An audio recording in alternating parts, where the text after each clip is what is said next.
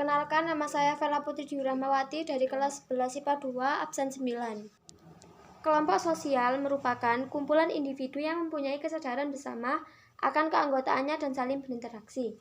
Tujuan dibentuknya kelompok sosial adalah untuk mewujudkan penerapan nilai-nilai sosial yang ada dan dibutuhkan dalam suatu struktur sosial pada suatu masyarakat.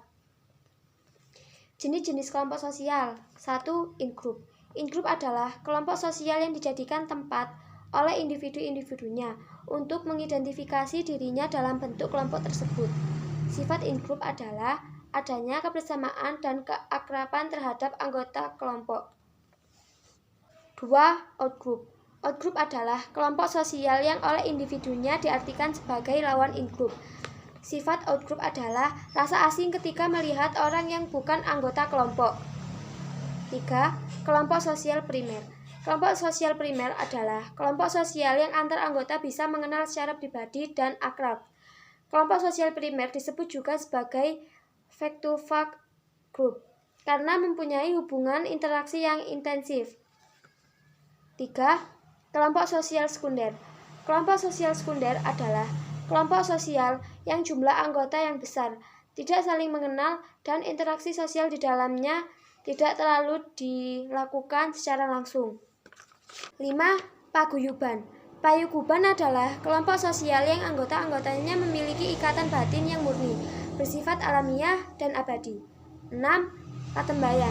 Patembayan yaitu kelompok sosial yang anggota-anggotanya memiliki ikatan lahir yang pokok bagi jangka waktu yang pendek. Syarat terbentuknya kelompok sosial. A.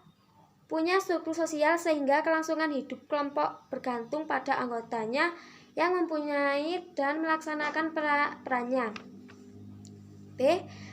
Punya norma atau kaidah yang mengatur hubungan di antara anggota kelompok. C. Punya pola perilaku yang kurang lebih hampir sama.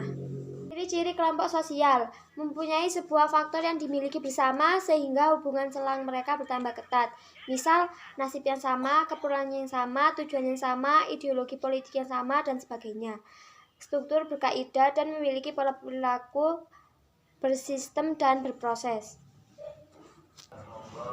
Contoh: 1. Keluarga. 2. Partai politik. 3. Karang Taruna. 4. Organisasi buruh. 5. Komunitas pecinta sepeda.